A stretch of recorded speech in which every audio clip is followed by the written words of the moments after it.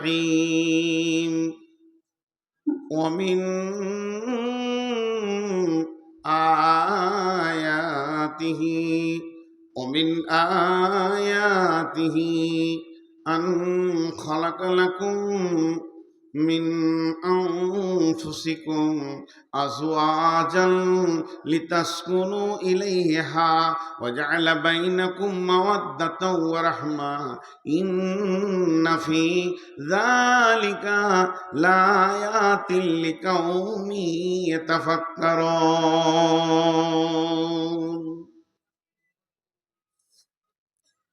আয়াত মানে নিদর্শন। ভাই একটু মনোযোগ দেন, কিছু উচ্ছৃঙ্খল মানুষ কথা বলছে, এগুলো খারাপ। খুবই প্রয়োজন হলে আপনাদের বাইরে চলে যাওয়া উচিত। আর এই ছেলেগুলো লাফালাফি করছিস রে বাবা, একটু ধ্যান দিয়ে শোন, ভালো না লাগে চুপ করে বস। আল্লাহ বলছেন নিদর্শনের কথা। তা আল্লাহকে পাওয়ার ব্যাপারে যে নিদর্শনগুলো কোরআনে আল্লাহ ব্যবহার করেছেন সেগুলো গাধা আছে, বিভিন্ন আয়াত আছে। এই আয়াতগুলো ধরতে গেলে আবার শেষ হয়ে যাবে অন্যদিকে সময়। একটা আয়াত বলছি, বিসমিল্লাহির রহমানির রহিম ইন্না ফি খালকিস সামাওয়াতি ওয়াল আরদি ওয়া ইখতিলাফিল লাইলি ওয়ান নাহারি লাআয়াতিল লিউলিল আলবাব।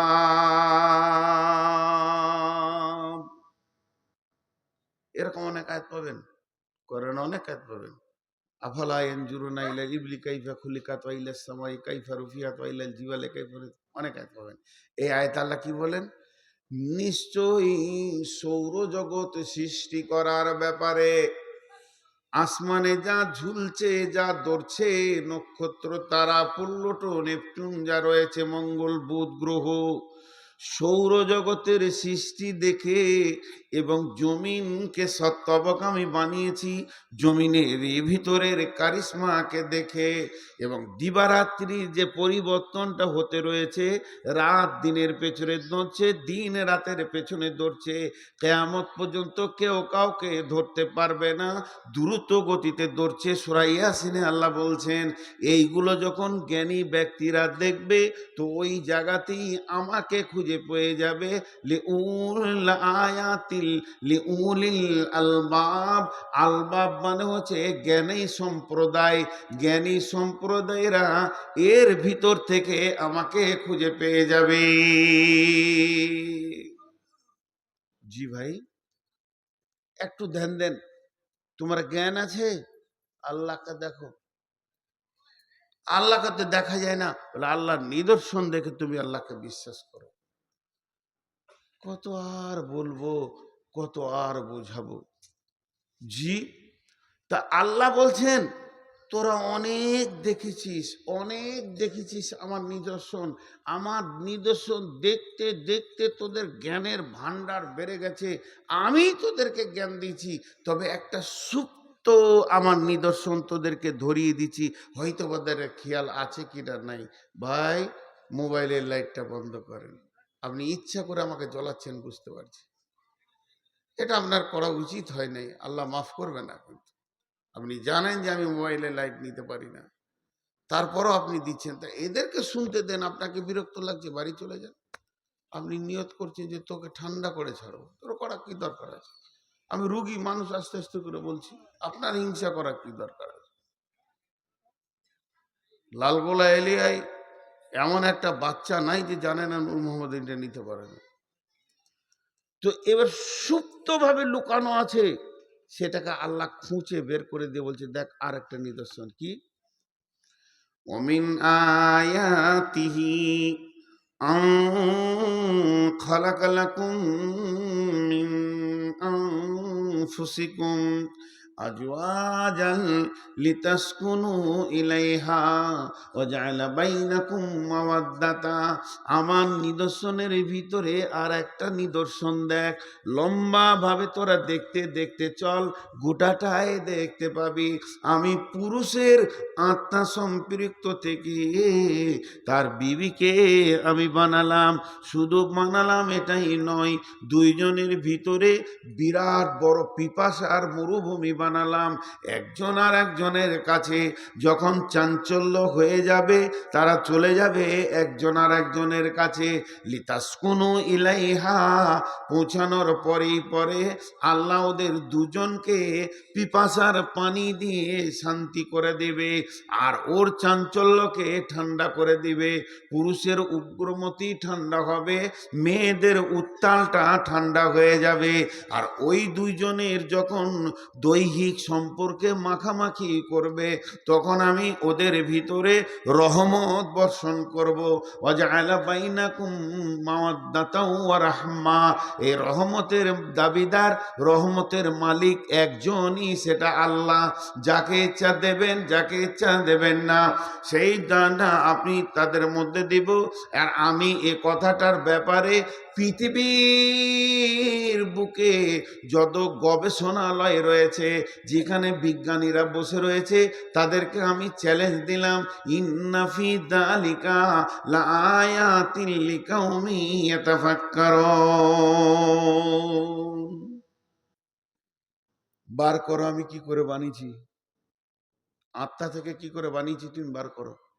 চ্যালেঞ্জ, কিয়ামত পর্যন্ত পশ্চিম দিকে সূর্যটা পারবে উঠে যাবে, কিন্তু তুমি এর সূত্র বের করতে পারবে না। আর দুইজন দুইজনের জন্য পাগল, এটা তুমি বার করো। কত বড় তুমি বিজ্ঞানী হয়েছে, তোমার জ্ঞানের বহর কত হয়েছে, তুমি একবার বার করে দেখিয়ে দাও। পারবে না। আমি এটা আল্লাহ বানিয়েছি, এর ভিতরে সুপ্ত মহব্বত ভরা আছে, আর এত গভীর আছে, একজন আর একজনের জন্য পাগল। কিন্তু বর্তমানে কিছু দাবি জিনিসকে আমাকে খারাপ লাগে।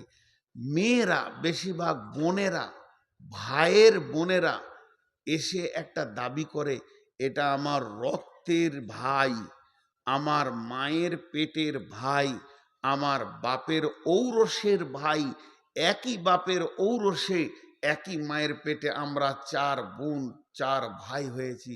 তুই তো পরের মেয়ে, এখানে বউ হয়ে এসেছিস, আমার ভাইয়ের ওপরে আমার দাবি বেশি। এটা সব থেকে মারাত্মক ভুল। একটা নারীর তার ভাইয়ের ওপরে যে দাবিটা আছে, আর একটা নারী তার স্বামীর ওপরে দাবি লাখো গুণে বেশি। তুই তো ভাই বলছিস, 3 দিন পর ভাই আর বোন থাকবে না মরে গেলে, কিন্তু জান্নাতে গিয়েও তোর ভাবি স্বামী বের করে নেবে। তখন কি করবি? গাল চুলকে বেড়াবি?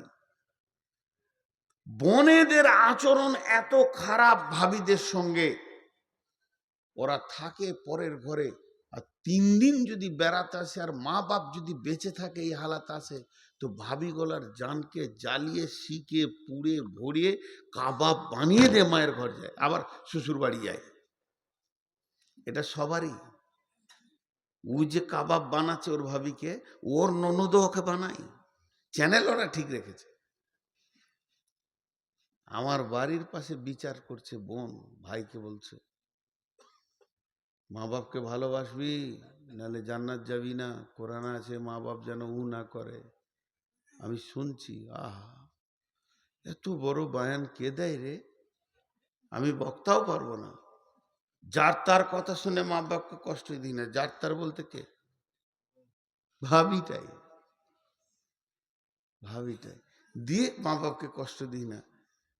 আর 2 দিন পরে শোনা গেল ওই ভদ্র মহিলা যে ওর ভাইকে জ্ঞান দিয়ে গেল বেড়াতে সেরাতে, ও 3 মাস নিজের শাশুড়িকে বাড়ির বারান্দায় উঠতে দেয়নি।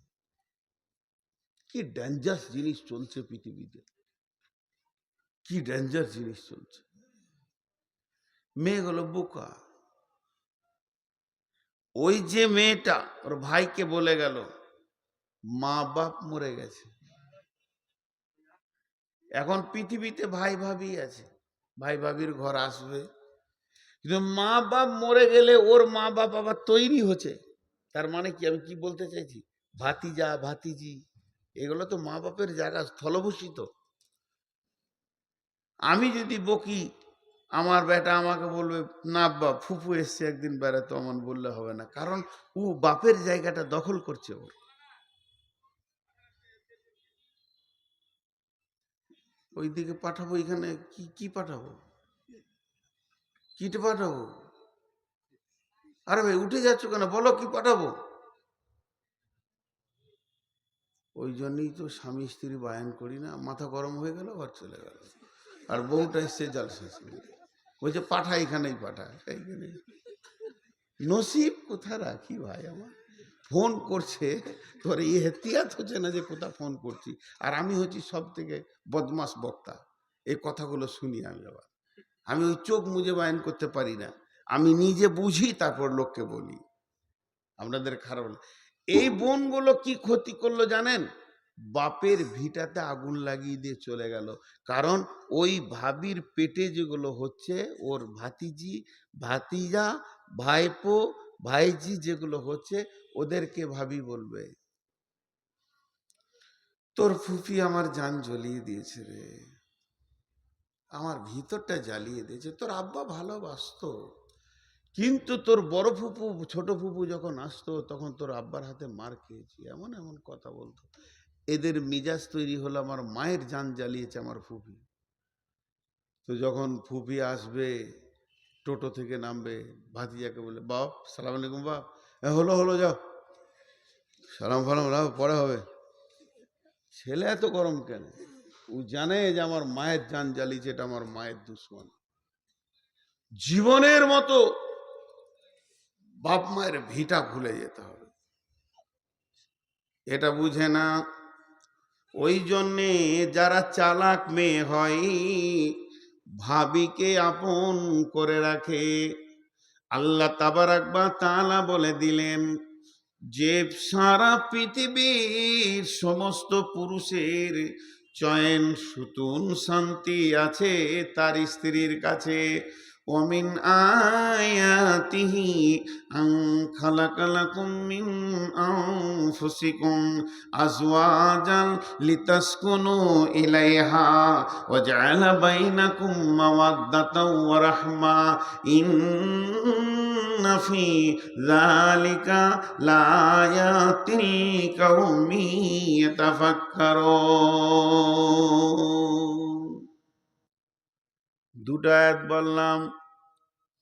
এবারে দুজন কেমন করে দুনিয়াতে চলবে, স্বামী স্ত্রী কিভাবে চলবে, তারা কিভাবে দুনিয়া করবে।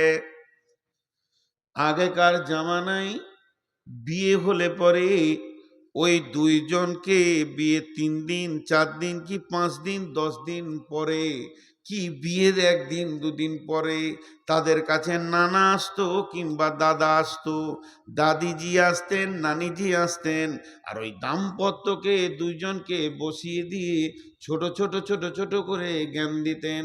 বন্ধু, হে ভাইয়া, ওরে আমার বোন রে, নাতিরে পুতিরে, তোমাদের বিয়ে হয়েছে মানে তোমরা মহাসমুদ্রে একটা কিনারায় নেমেছ। এই সমুদ্রটার নাম হলো দাম্পত্য জীবনের সমুদ্র। একজন আর একজনের হাত ধরবে, আর এমন মজবুত করে ধরবে, দাম্পত্যে সমুদ্রে মাঝে মাঝে বড় বড় জোয়ার উঠবে, ভাটি আসবে, তখন যেন হাতটা ছাড়া না হয়ে যায়। তুমি ওকে ধরবে, ও তোমাকে ধরবে, দাম্পত্য সমুদ্রকে পার হয়ে পরপারে যেতে হবে, তবেই তোমরা কামিয়াব হবে। আর সমুদ্রের মাঝে যদি একে অপরের হাত ছাড়া হয়ে যায়, এই জোয়ারকে সহ্য করতে না পারো, তাইলে দাম্পত্য জীবনে তুমি সুখী হতে পারবে না। এইভাবে ছোট ছোট ছোট ছোট ছেলে মেয়েদেরকে জ্ঞান দেওয়া হতো।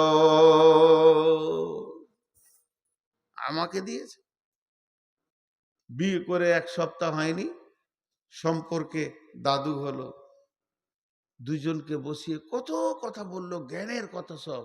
এরকম হবে, তুই সহ্য করবি, এরকম হবে, চলবি, জ্ঞানের কথা বলতো। মানুষে বলেছে, এখন আল্লাহ বলছেন বিসমিল্লাহির রহমানির রহিম আর রিজালু কাওয়ামুনা আলান নিসাই বিমা ফাদ্দালাল্লাহু বা'দাহুম আলা বা'দিন ওয়া বিমা আনফাকু মিন আমওয়ালিহিম ফাসসালিহাতুন কানিতাতুন হাফিজাতুন লিল গায়বি বিমা হাফিজাল্লাহ ওয়াল্লাতী তাখাফুনা নুসুজাহুন্না ফাইজুহুন্না ওয়াহজুরুহুন্না ফিল মাজাজি'i ওয়াজরিবুহুন্না ফাইন আতানাকুম ফালা তাবগু আলাইহিন্না সাবিলা ইন্নাল্লাহা কানা আলাইকুম রাকিবা।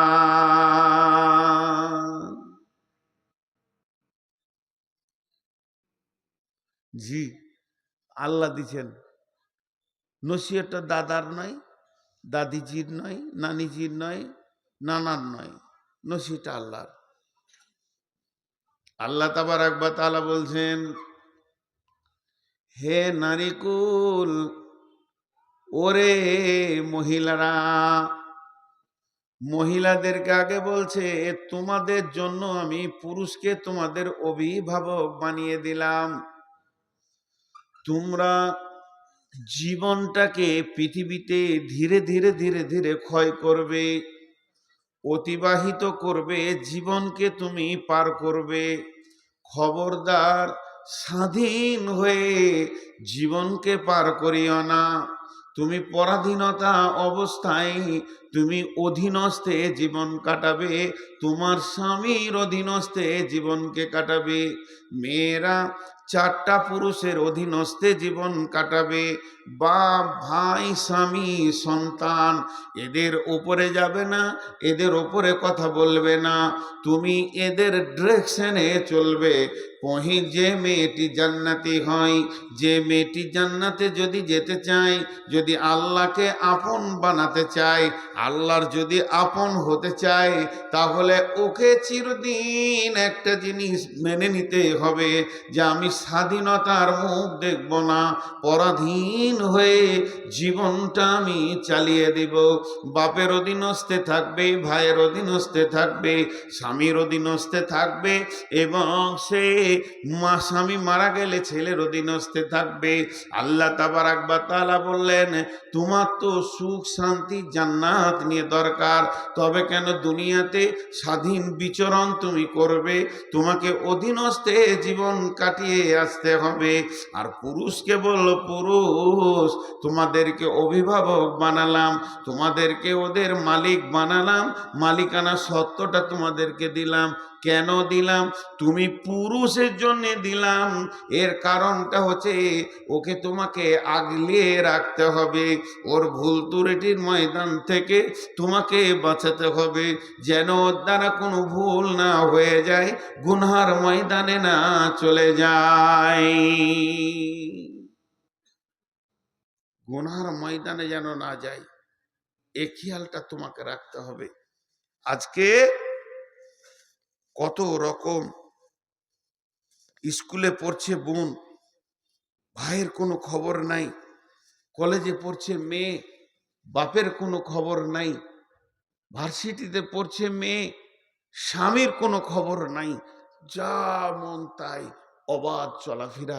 আমি অবাক হই, আমি অবাক হই ওই মহিলাদের গার্জেনের ওপরে, যাদের যে মহিলাগুলো মেলাতে খেলাতে নোংরা জায়গায় ঘুরে, তাদের যে অভিভাবক নিশ্চিন্তে বিছানায় ঘুমাতে পারে, আর তার অধীনস্থ নারী অবাক চলাফেরা করে, এদের উপরে আমি অবাক হই, এদের ব্যাপারে আমি চিন্তা করি কেন এটা হবে। কোরআন বলছে, আমি কোরআনের আয়াত বলছি আপনাদেরকে, আমি আয়াত পড়ে বলছি। আল্লাহ তাবারক ওয়া তাআলা বলছেন, আর রিজালু কাওয়ামুনা আলান নিসা, হে পৃথিবীর পুরুষ তোমরা অভিভাবক। দুনিয়াতে আপনার বুঝে না আসতে পারে, একদিন আপনার বুঝে আসবে। কখন? যেদিন কিয়ামত হবে, কিয়ামতের মাঠে বিচার হবে। মা আমার, বোন আমার, যত পুরুষ আল্লাহ কিয়ামতের আদালতে জমা করবেন, পুরুষকে সামনে রেখে পুরুষের বিচার হয়ে যাবে। কিন্তু যখন কোনো মেয়েকে আদালতে তোলা হবে, কাঠগড়ায় তোলা হবে, তার গুনহার ব্যাপারে যখন তাকে প্রশ্ন করা হবে, তখন মেয়েটি একা কাঠগড়ায় যাবে না, ওর সঙ্গে 4টা পুরুষকে রাখা হবে। বাপকে রাখা হবে, ভাইকে রাখা হবে, স্বামীকে রাখা হবে, সন্তানকে রাখা হবে। আর মেয়েটি যার পিরিয়ডে, যার জামানায় গোনা করেছে, ওই পিরিয়ডে ওই জামানার লোকটাকে দাঁড় করিয়ে তার হিসাব নেওয়া হবে। তোমার অধীনস্থ মেয়ে কেন জালসায় গিয়ে অপর পুরুষের কাছ থেকে বাদাম খেয়েছে, কথা বলেছে, এটাও জেনা, এটাও কাবিরা গোনা।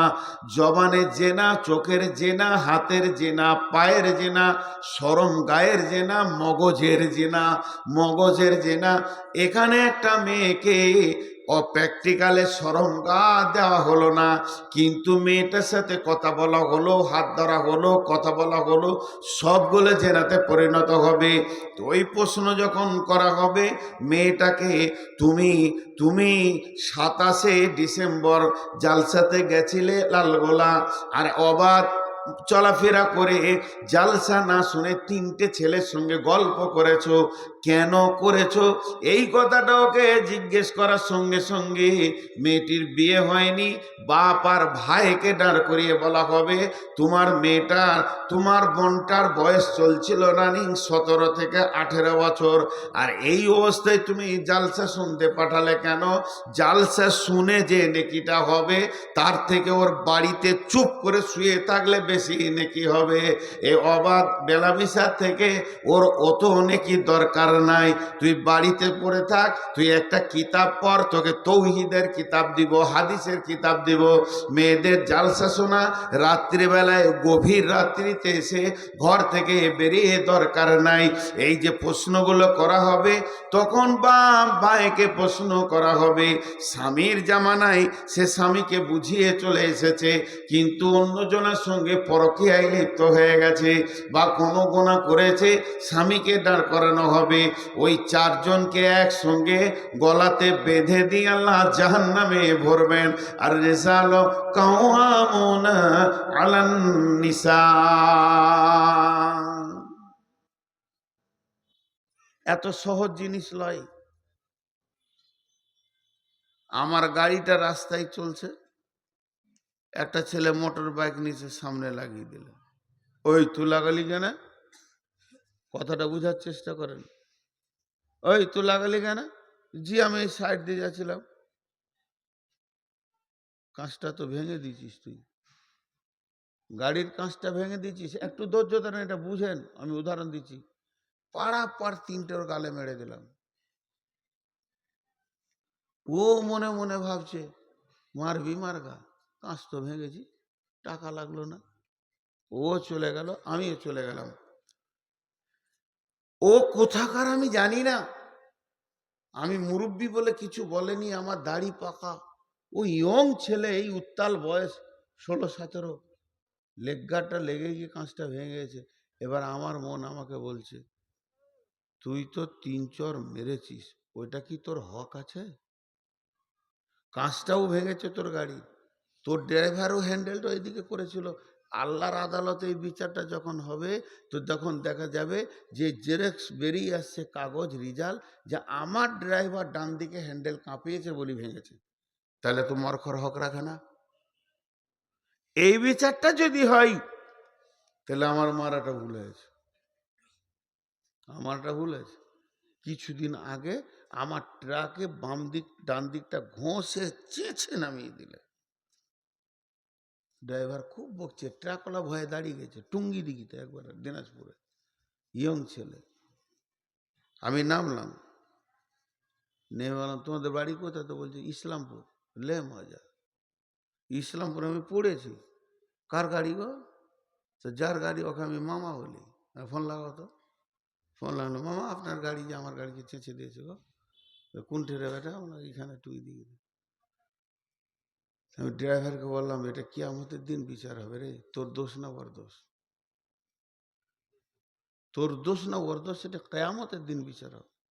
ওদিন বললাম চলে যাও, শিলিগুড়ি যাচ্ছিল, যা করার মালিকের সঙ্গে বুঝবো, পরে দেখা করি। তো হাসছে, বলে তুমি যা নেবে তাই দেবো, আমি কিছুই নেবো না, ঘরে ঘরে ঠোকাঠুকি হয়েছে, কি নেবো? আমার গেল 5,000, 10,000, 20,000 আমার একটা গেল, কিন্তু আমি বিচারটা ওইখানে চিন্তা করছি।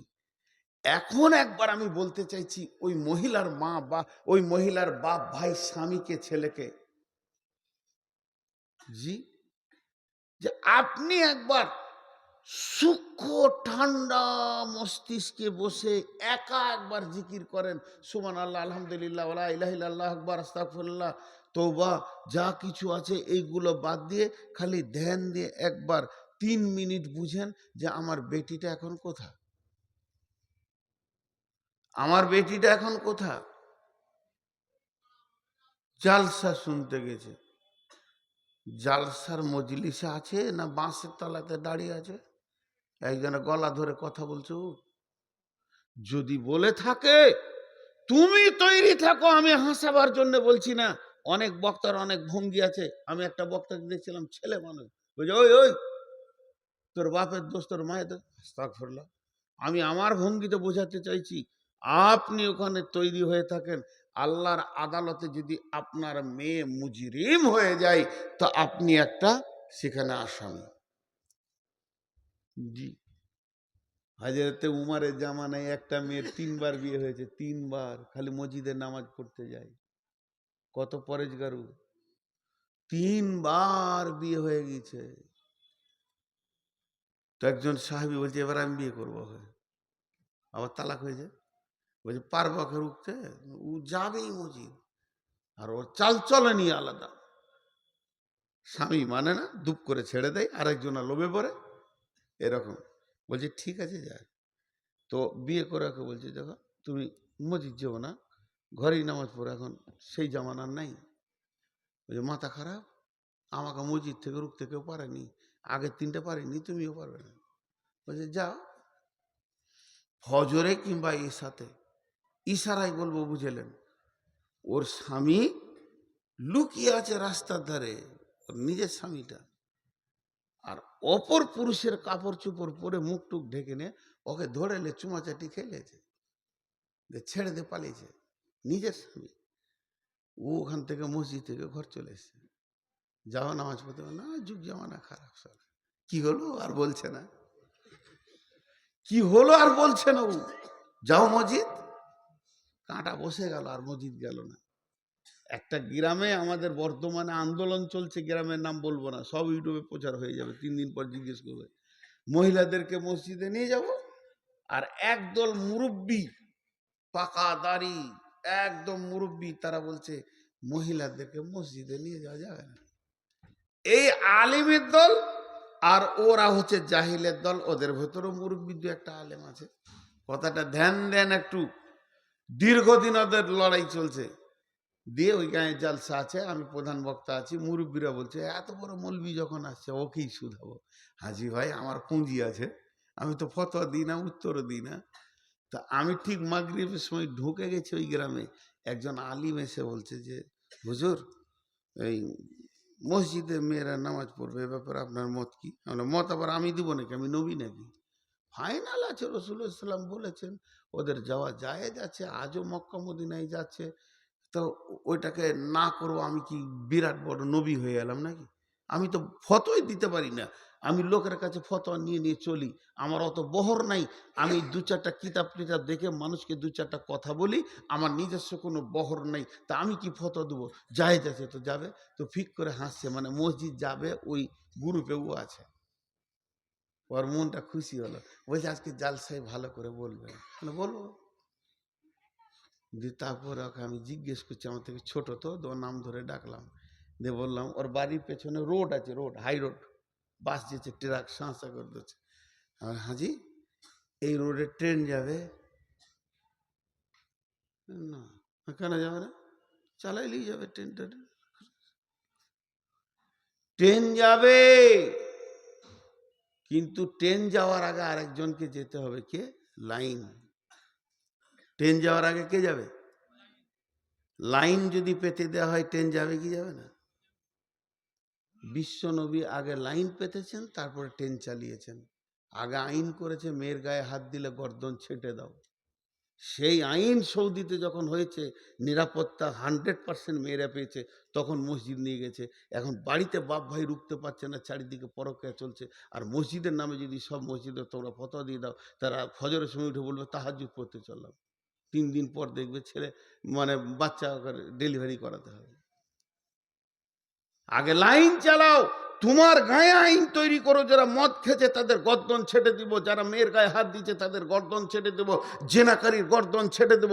রসুলের আইনগুলো আজও মক্কাতে চালু আছে।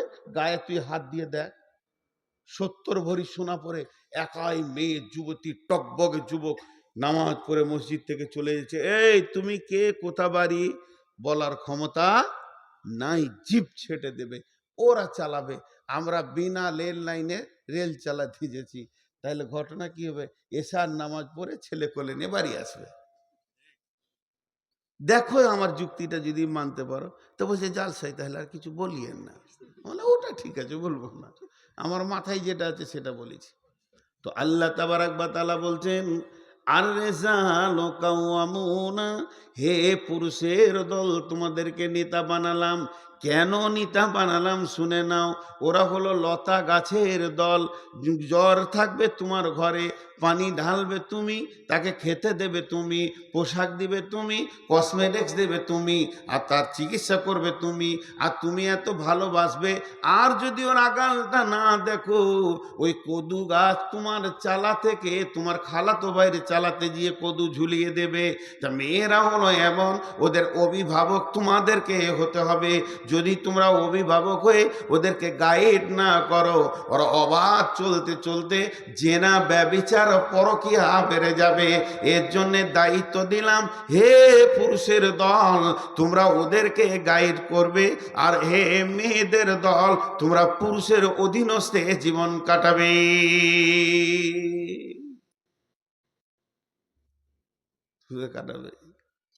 12টা বেজেছে। আজকে ক তারিখ?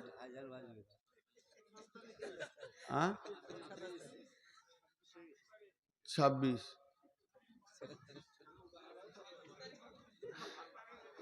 কোন ভ্যার ওটা? আসলে আমার দোষ লয়, সালা ঘড়িটাই বদমাস। তো আপনারা একটু শুনে নেই, আরেকটা খালি শেষ করে দিই। বিরক্ত হচ্ছেন না তো? ভালো লাগছে? ভালো লাগার লেগে বসে আছে।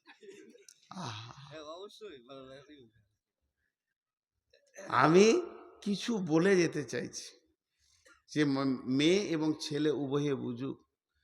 তাহলে এদেরকে পুরুষ করা হয়েছে, মাঝে আবার মাথা মোটা মনে মনে করছে আল্লাহ আমাদেরকে এমনি অভিভাবক করেছে, আমি কি কমজোর আছি নাকি? ও তো নিয়ে আলাম, ছেলে পিলে ছিল না, দিলাম 4টা ছেলের মা বানিয়ে, তাহলে কি আমি বেটা ছেলে কম আছি নাকি? আল্লাহ বলছে তুই একটা ছেলে বানাবি, তোকে 2 বছর লেগে যাবে। 1 বছর লেগে যাবে একটা ছেলের মা বানাতে। আর একটা নিকৃষ্ট হারাম প্রাণী আছে শূকর, ওর যে ইঞ্জিন কত জোর, ও 1 সিজনে 1.5 ডজন বানাবে। তাহলে ও কি বড় আল্লাহর ওলি হয়ে গেল নাকি? ছেলে বানানোটাই যদি আল্লাহর ওলি হওয়ার প্রতীক হতো, তাহলে তো সবাই হয়ে যেত। খাও, কামাও, আর বাচ্চা পয়দা করো, 3টে কাজ করো, যখন ডাক আসবে চলে যাও। জি না, আল্লাহ এটা ক্লিয়ার করছেন, বিমা বিমা ফাদ্দালাল্লাহু বা'দাহুম আলা বাদিন, বিমা ফাদ্দালাল্লাহু বা'দাহুম আলা বা'দিন, আমি আমার বিবিকে দুটি 500 টাকা নোট দিলাম, আমার বিবি আমাকে একটা 1000 টাকা নোট দিল। যেমন কারো কাছে কোনো ঋণ থাকলো না, কেউ কারো কাছে দায়বদ্ধতা থাকলো না। আল্লাহ তাবারাক ওয়া তাআলা বলছেন, তুমি যেমন তোমার বিবিকে খুশি করো, তোমার বিবিও তোমাকে খুশি করে দেয়। এই বাচ্চা পৃথিবীতে আসা, সন্তান পৃথিবীতে আসা, এই ব্যাপারে কাউকে কারো উপরে প্রাধান্য দিলে হবে না। দুইজন জনের ভূমিকা পালন করেছো, এর জন্য পৃথিবীতে সন্তান এসেছে। আর আমি সন্তানগুলো এই রকম সিস্টেমে দিয়ে থাকি, দুটি প্রাণ দুটো বংশ থেকে আসবে, তারা মিলবে, মধ্যখানে একটা সন্তান, একজনকে মা একজনকে আব্বা ডাকবে, আর একই গালে দুজন চুমা দেবে। এদের প্রেমের লংজিভিটিটা দীর্ঘদিন বেড়ে যাবে। আমি আল্লাহ এই সিস্টেমটা বানিয়েছি।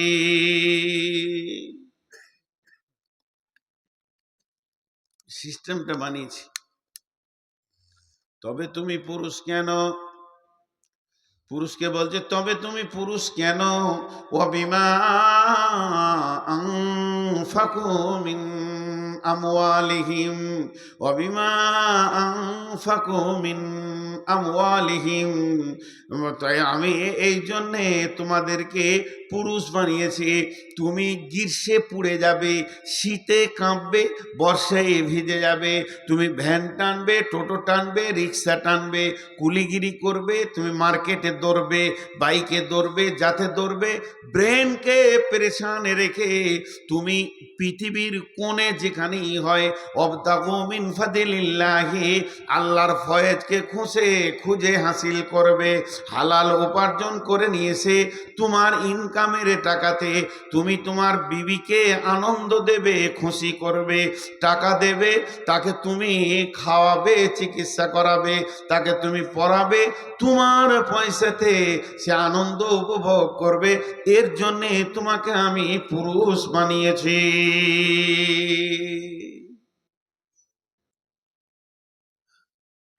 পুরুষেরা নারীদেরকে খাওয়াবে, বিবিকে ও বলেছে পুরুষেরা নারীদেরকে খাওয়াবে। যে জিলেপি কিনে নিজে খালাতো বোনটাকে বলছে খাতো গে, মৌলবি সাহেব কাল জালসাই বলেছে পুরুষেরা নারীদেরকে খাওয়াবে, তোকে ওইটা বলিনি, বিবিকে। ও খাওয়ানোর রাস্তা খুঁজে নিয়েছে, ওটা পাগলা, হুঁশি নেই তো। এই জন্য তুমি পুরুষ। এবার মেয়েদেরকে বলছে তুইও সংযত হ। আল্লাহর ওসিয়তটা দেখেন কেমন, একবার বলছে একবার বলছে তুইও সংযত হ, তুই বেশি চিল্লাস না। 3টে গুণ তোর ভিতরে নিয়ে আয়, সারা দুনিয়া তোর পেছনে পাগল হবে, তোর স্বামী হবে, তোর বাপ ভাই হবে, শ্বশুর শাশুড়ি হবে, সবারই হৃদয় ঠান্ডা হয়ে যাবে তোর ভিতরে যদি 3টে গুণ থাকে। সেই 3টে গুণ কি? ফাসলিহাতুন কানিতাতুন হাফিজাতুন লিল গায়বি বিমা হাফিজাল্লাহ। ফাসলিহাতুন কানিতাতুন হাফিজাতুন লিল গায়বি বিমা হাফিজাল্লাহ। তোমরা সালেহা হয়ে যাও, নেককার হয়ে যাও, हिफाजत करने वाली হয়ে যাও, অল্পে সন্তুষ্টি होने वाली হয়ে যাও। মেয়েদের 3টি গুণ। 1 নম্বরে হলো তুমি সালেহা হয়ে যাও, 5 ওয়াক্তে নামাজ পড়নে वाली হও, রোজা রাখনে वाली হও, স্বামীকে মাননে वाला হও এবং তুমি পর্দায় থাকনে वाला হও। এই যে গুণে গুণান্বিত, সাল্লাত খামসাহা সামাত সাহরাহা আহসানাত ফারজাহা আতাত বালাহা, এই রকম তুমি সালেহা হয়ে যাও, কানেতা হয়ে যাও, মানে অল্পে সন্তুষ্টি হয়ে যাও, যে যাতে অল্পেই তুমি সন্তুষ্ট হবে, বেশি লাফালাফি করবে না, বেশি চাইবে না। স্বামী যেমন সাদা মোটা এনে দেবে, মোটা চাল মোটা ভাত, যেমন স্বামীর ইনকাম। স্বামীকেও নবীজি বলেছেন, ও আনফিক আলা আয়ালিকা মিনাত তাওলিক, মাঝরে তুমি যেমন ইনকাম করবে ওই রকম তুমি ছেলে মেয়ে অধীনস্থ মা বাপের পেছনে খরচা করিও। তুমি এই খরচাগুলো করো তো তোমাকে স্বামী যেমন দিব তুই খুশি হয়ে যাও, বেশি চেয়েও না। অল্পে সন্তুষ্টি মেয়েরা হয় না। এক চান্সে এমন কোনো পুরুষ নাই, কি বলবে বুঝতে পারছি এবার, কোনো পুরুষ নাই যে সে তার বিবিকে এক চান্সে রাজি করে দিয়েছে। বলার আগে বুঝে লিছ, মুখ চালিয়ে যাচ্ছে। মার্কেট থেকে কি আনো, 3টে কথা বলবে, 22টা কথা বলবে, তবে ওর মুখ বন্ধ হবে। 22টা। হায় রে আফসোস। লোক খালি বলে মৌলবি সাহেব একটা তাবিজ দেন তো, শালা বউ কথা শুনছে না। ওই দুঃখতে তো আমি মরছি ভাই। তুই তো তাবিজ আমার কাছে চাইলে আমি কার কাছে যাই? একজনা ঝগড়া করছে খুব বিবির সঙ্গে, খুব ঝগড়া, দেখে নিব তোকে। ও বলছে তুমি কত পুরুষ আমি জানি। চিল্লা দিচ্ছে, বলছে দেখবি দেখবি বলে রেগে ঘর থেকে বের হয়ে সোজা চলে এসছে হযরত উমারের কাছে। বিচার করবে খলিফাকে নিয়ে গিয়ে, সত্য ঘটনা, আমি ইতিহাস বলছি। হযরত উমারের ঘরের দরজায় এসেই ধাক্কা দিয়েছে, রাগের মোটে এসে তো পটাম করে ডেকে দিয়েছে। আর ডেকি কান দিয়ে শুনতে পেয়েছে উমারের বিবি উমারকে ঝুটছে খুব। উমারের মতো বীর একটা আঙুলের ইশারায় 18 লক্ষ বর্গ মাইল শাসন করেছে, যাকে দেখলে শয়তানও রাস্তা ছেড়ে দিত, তাকে ওর বিবি মেশিন চালাইছে, সেলাই মেশিন, খাচার খাচার খাচার খাচার। উমার চুপ করে বসে আছে। বলা হয়ে গেল, ধাক্কাটাই দিয়ে দিয়েছে প্রথমেই, এটাই হয়ে গেল ভাজাল। হযরত উমর ভাবছে কেউ ডাকছে আমাকে, খলিফা মানুষ, নেতা মানুষ ডাকতেই পারে। দরজা খুলে দেখছে একজন ওই দিকে চলে গেছে। ওই ও ভাই, ও আল্লাহর গোলাম, বলছে আমার কাজ হয়ে গেছে, আমি যে কাজে এসেছিলাম আমার বিচার শেষ। বলছে এসো ভাই, এসো ভাই, এসো কাছে এসো। খলিফার ডাকার না বলতে পারলে না, এসে বলছে জি হুজুর বলেন, কি বলছে? না আমি কেন বলবো ভাই, তুমি বলবে, ধাক্কা তো তুমি দিয়েছো। হুজুর বিবির সঙ্গে ঝগড়া করছিলাম, তা বিবি এমন এমন কথা বলছে, তোমার কলিজাটা জ্বলে গেল। তা আমি বলি দাঁড়া, উমারকে ডেকে নিয়েছি, এসে দেখছি আপনার ঘরে একই কেস। তা কেস দিব আর কাকে? হযরত উমর মিষ্টি মিষ্টি করে বলতে লাগলেন, আমার কথাগুলো ধ্যান দিয়ে শোনো। প্রথম নম্বরে ওই মহিলা আমাকে গরম গরম খাবার বানিয়ে খাওয়ায়।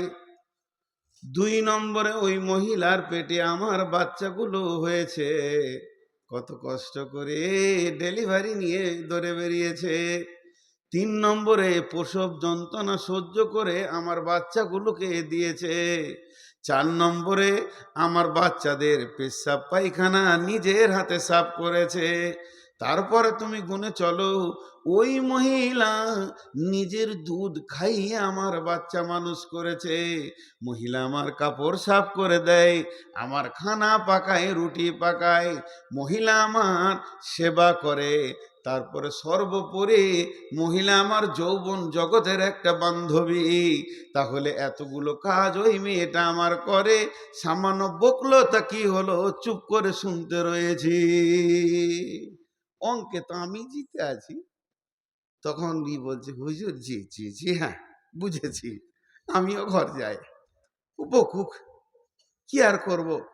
তো কানে তা হয় না, মেয়েরা সন্তুষ্টি হতে পারে না, স্বামীকে প্রথম চান্সে আনন্দ দিতে পারে না। বিশ্ব সুন্দরী ওই মেয়েটা, যার চামড়াটা চিকন, মাথা খারাপ, ওর স্বামীকে জিজ্ঞেস করেন কলজেটা পুড়ে গেছে। আমি কয়েকদিন আগে বাংলাদেশে বলছিলাম কিছু মা প্রিয় ছেলে আছে, মা মানে একবারে জান্নাতের টুকরো, মায়ের কথা শুনে বউটাকে পিটে দিয়েছে।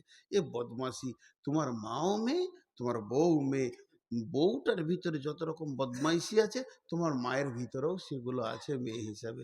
তুমি বলিও না, যদি তোমার মাকে চেক আপ করতে চাও তোমার আব্বাকে জিজ্ঞেস করো, আব্বা কেমন আছো? তোমার আব্বা চোখের পানিতে বলবে, বেটা কলিজাটা কাবাব হয়ে গেছে বাপ, আর মরার আগে কিছু বলিস না, তোমার বাপের কলজে শেষ করেছে। তা ভাবিও, বউকে বউয়ের মতো দেখো, মাকে মায়ের মতো দেখো। মাকে কষ্ট দিও না, মাকে কষ্ট দিলে জান্নাত পাবে না। তা বলে বউ মেরে জান্নাত পাবে? আল্লাহ কি বলছে? আর দ্বিতীয় পর্বটা, এটা বলার পরটা যখন বলবো তখন বুঝে আসবে। আজকে ক মাস আর কদিন আর কটা বাজছে একসঙ্গে বুঝে চলে আসবে ওই কথাটা যখন বলবো। বাংলাদেশে একজন কাঁদতে লাগলো, সে আমার হাতটা ধরে বললে, আমার জীবনে একটা অধ্যায় দিলেন, জ্ঞান দিলেন, আমি তৌবা করবো, আজকে বিবির হাত ধরে আমি কেঁদে তৌবা করবো। শুনেন, আর দুটা অধ্যায় আমিও শেষ করব। ফালা তাবগু আলাইহিন নাসাবে, আল্লাহ বলছেন তাহলে তুমি প্রথমে সলেহা হয়ে যাবে, নামাজি পরেজগার হয়ে যাবে। 2 নম্বরে স্বামীকে সন্তুষ্ট রাখবে, অল্পে সন্তুষ্টি হয়ে। 3 নম্বরে তুমি হাফেজা হয়ে যাও। হাফেজা মানে হিফাজত করনেওয়ালি হয়ে যাও। প্রথম নম্বর তোমার বডিটা তোমাকে হেফাজত করতে হবে। দ্বিতীয় নম্বর তোমার জরায়ুতে তোমার স্বামীর শুক্রাণু পৌঁছে গেছে, ওটাকে হেফাজত করতে হবে, ওষুধ দিয়ে নষ্ট করলে হবে না। 3 নম্বরে স্বামীর মালের হেফাজত করতে হবে। এরপরে আল্লাহ পুরুষকে কি বলছে শুনেন, আল্লাহ পুরুষকে বলছেন, ওয়াল্লাতী তাখাফুনা নুসুজাহুন্না ফাইযুহুন্না ওয়াহজুরুহুন্না ফিল মাজাজি'i ওয়াজরিবুহুন্না ফাইন আতানাকুম ফালা তাবগু আলাইহিন্না সাবিলা ফাইন আতানাকুম ফালা তাবগু আলাইহিন্না সাবিলা ফাইন আতানাকুম ফালা তাবগু আলাইহিন্না সাবিলা ইন্নাল্লাহা কানা আলাইকুম রাকিবা। আল্লাহ কত বড় কথা বলছেন। এটা যদি কোনো পুরুষ বুঝতে পারে তার জীবনের অধ্যায় চেঞ্জ হবে, আমি বিশ্বাস করি। জি, আল্লাহ কি বলছেন দেখেন। আল্লাহ এবার পুরুষকে বলছে, তোমাকে যদি তোমার মনে হয় যে তোমার স্ত্রী একটু বদমাশ হয়ে গেছে, চরিত্রের দিকে যাবেন না মাথাটা নিয়ে, কথা শুনছে না, যেমন তাই করছে, মাকে এটা ওটা বলছে, ভাইকে, তা তোমার প্রথম কাজ হবে আল্লাতী তাখাফুনা নুসুজাহুন্না, ওকে ভয় দেখাও, নসিহত করো। তুমি তো আলেম নাও, নসিহত জানো না, তা যাও একটা আলেমের কাছে জিজ্ঞেস করে এসো, একটা হাদিস শিখে এসো, 2টা বিবিকে বলো, শোন আল্লাহ জান্নাত দেবে, সুখে থাকবি। জি, এই যে ওসিয়ত করো, বোঝাও। আমার যখন মেয়েটা হয়নি তো তখন আমি মাসে 2 মাসে একটা জালসা করি, একবার পুরো ইয়ং। আর বিয়ে হয়েছে মোটামুটি বছর 2 হলো, 3 হলো। তো 2 মাসে একটা জালসা পেতাম, কোথাও ডাকতো, 200 টাকা দিত, যেতাম, মাগরিবে পরেই দিয়ে দিত, ঘর চলে আসতাম। তো হুগলি যাব একটা জায়গা, পকেটে একটাও টাকা নেই, তাড়াতাড়ি করে ভাত খেয়েছি, বাস ধরতে হবে, ট্রেন ধরতে হবে, পকেটে একটাও টাকা নেই। তো আমার বিবি গরম গরম ভাত থালাতে দিচ্ছে, আর আমি তখন জালসা শুরু করেছি, যদি টাকা পাই। তা আমি বললাম, জালসা হাদিস কোরআন আর কি বলবো, লম্বা করে বাংলায় চালাইছি। যে মেয়ে স্বামীর উপকার করবে, স্বামীকে ভালোবাসবে, স্বামীকে দেখবে জান ভরে, আল্লাহ তাকে জান্নাত দেবে। তো বিবি বলছে, ভাত খাও, নিজের কাজে যাও। নিলে না, ওসিয়ত গরম হয়ে গেছে, লিছে না, কেটে গেল, থেদ কেটে। আবার শুরু করলাম, স্বামীর অভাবের সময় যে দেখবে, বলছে তোমাকে 100 টাকা দিতে পারি। আমি তাড়াতাড়ি ভাত খেতে বসলাম, দেখ 100 টাকা হলো, পকেটে টাকা ছিল না, আমার বিবির কাছে 200-300 টাকা ছিল, তো কেড়ে তো লিয়া যাবে না, জালসা করে নিলাম। 100 টাকা দিলে, 100 টাকা দিতে পারি, 300 টাকা আছে, 100 টাকা নিয়ে বেরিয়ে গেলাম। ভাবলাম বিবি দিয়ে দিলে, জালসা করে সে ঘর ঢুকছি, বলছে আমার টাকা দাও। কি বিপদ, জালসা এলাই না। তো ওই জন্য আল্লাহ বলছেন, আল্লাতী তাখাফুনা নুসুজাহুন্না ফাইযুহুন্না তোমার বিবিকে যদি তোমার নজরে মনে হয় অসঙ্গত চলছে, ভালো লাগছে না, তার চলাফেরা চরিত্রের দিকে মাথা নিয়ে যাবেন না, চলাফেরা উঠা বসা কেমন লাগছে, তাহলে তুমি ছোট ছোট ওসিয়ত করো, আখেরাতের ভয় দেখাও, জাহান্নামের ভয় দেখাও। এই পথে এই স্টেজে যদি বিবিটা ঠিক হয়ে যায় তো ভালো, যদি না হয় এর থেকে আর একটা লেভেল আছে। ওয়াহজুরুহুন্না ফিল মাজাজি'i, দুইজনের মধ্যখানে বিছানাটা আলাদা হয়ে করে দাও। একই রুমে তোমার বিছানায় ওকে উঠতে দিও না, নাহলে তুই বিছানায় শুয়ে থাকবে, তুমি চোর সরে অন্য জায়গায় শো।